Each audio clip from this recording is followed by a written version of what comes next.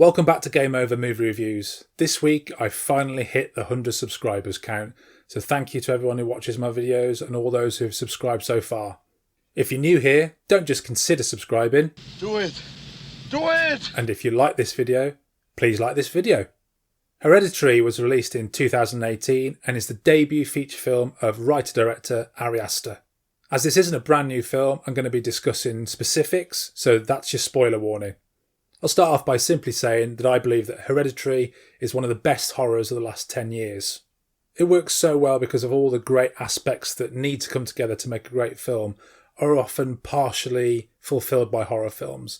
This one, the cast, the direction, the writing, the music, the effects are all extremely strong. I'll start with the cast. The Oscars have got it wrong a lot of times in the past for me, but I feel not nominating Toni Collette for the Best Actress Oscar is one of the biggest mistakes they've made in the last probably 10 years. She's always been a strong favourite of mine, and this is easily her best work. Aster gives her so much to do though. Her role it's full of guilt and grief and doubt. She's a mother that didn't connect with her own mother who's recently died, so she's feeling confused about the grief there.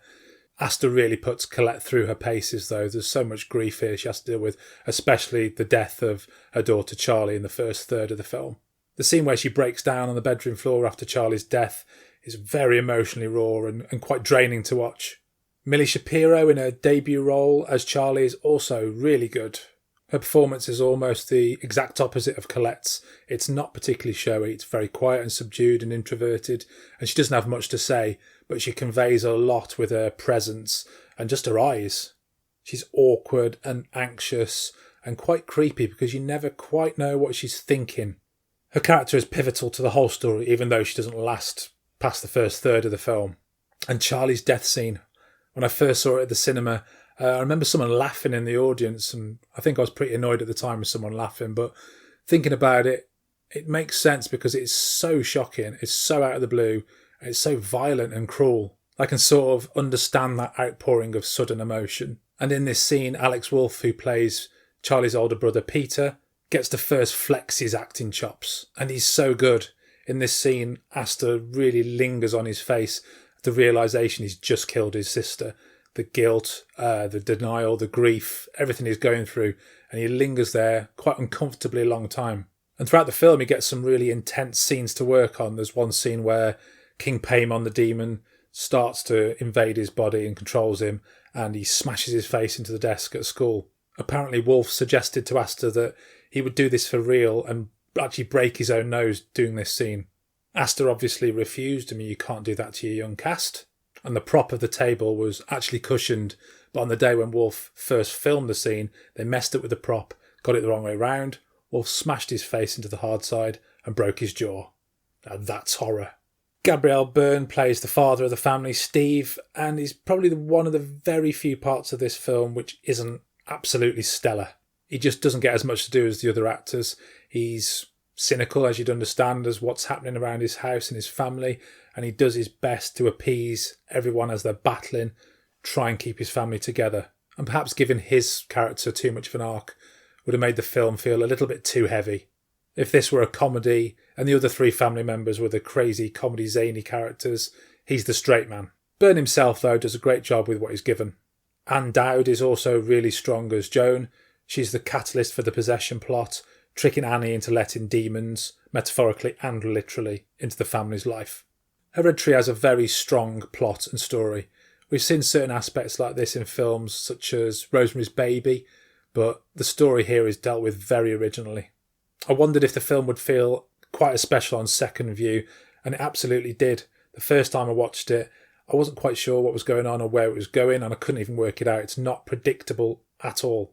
On second viewing, you can see all the little pieces of this story building up, how this cult has played an extremely long game to bring King Paimon the demon back into the world through this family's sacrifice. And it's really quite fucked up. Annie's mother is head of this cult, and essentially she's destroyed her own family to bring this demon back. As you're watching this spoiler review, I'll assume that you've seen Hereditary, so let me know in the comments what you thought of it. Did you like it as much as me? Did it leave you cold? Because this film probably isn't for everyone. So as I said at the start, this is Ari Aster's debut feature film. He made a few shorts before this, but this is his first full-length film. And it has to be right up there as one of the best debuts of all time. The writing and directing are both very assured and very strong for a debut. There are lots of slow pans and zooms at the start, which are incredibly effective at building dread, even though nothing's happened. I mean, the first minute is actually quite unsettling. Toni Collette's character makes miniature models, and these are used to mimic certain scenes or moods of the film as they're happening. Almost like a storyboard effect, and the way these scenes are filmed is really impressive and striking. Aster uses a few really cool, jarring match cuts of the external shots of the house snapping from night to day, plus this amazing cut of Peter in his bed in a trance snapping to his school desk. All of these little tricks that Aster uses are very natural, they're not as showy as they sound, and they constantly make you feel on edge and unnerved. The screenplay is very neat too, it's very economical.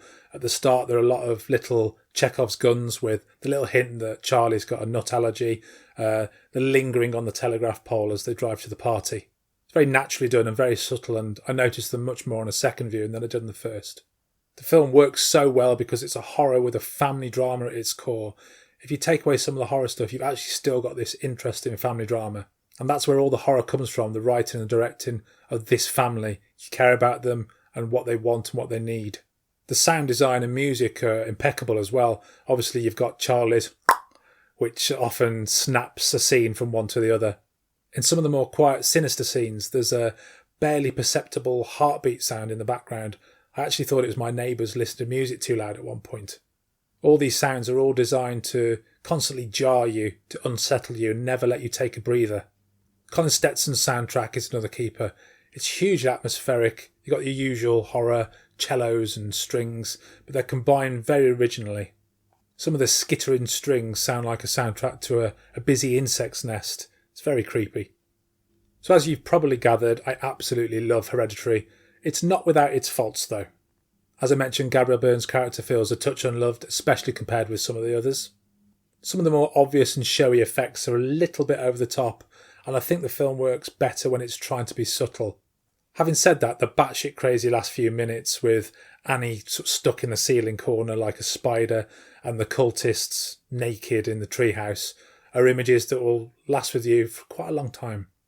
I wasn't nearly as keen on Ari Aster's follow-up Midsummer, but I'm extremely excited to see what he comes up with next. My score for Hereditary is 9 out of 10. Thanks for watching.